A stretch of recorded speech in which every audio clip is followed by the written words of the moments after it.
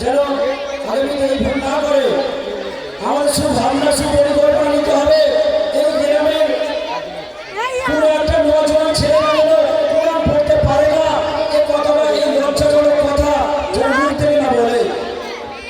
আগামী 5 বছর পরে ইনশাআল্লাহ একদিন দেখতে পাবো যেদিনে গ্রামের কোনো ছেলে বলবে না যে কোরআন জানি না।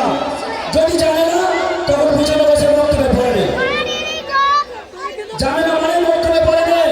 এটাই আমাদের চলার পর।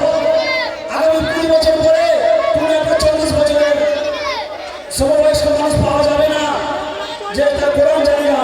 যদি না জানে তার পিছনে বক্তব্যের বাইরে ছিল, বক্তব্যের বিরোধিতা করেছে, বক্তব্যকে কোনোদিন তিনি ইসলামের প্রতিষ্ঠান মনে করেনি।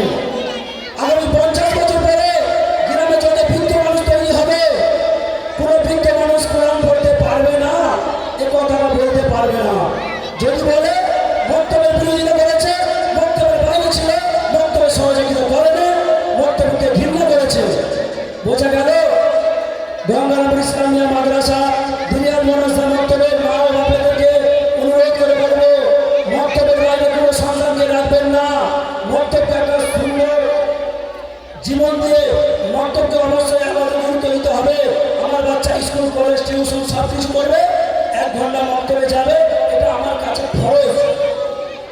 প্রতিটা মায়ের কাছে, প্রতিটা বাপের কাছে এটা ফরজ হয়ে থাকবে যে আমার সন্তানটা যেন 1 ঘন্টা মক্তবে যাবে, এটা ফরজ। আল্লাহ তাআলা আমাদের কবুল করুন। আর আমাদের 2-3টে প্রোগ্রাম আছে, 2টো প্রোগ্রাম, তারপরে ইনশাআল্লাহ প্রাইজ বিতরণ।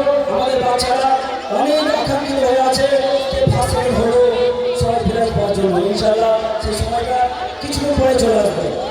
আপনারা এটি মোকাবেলা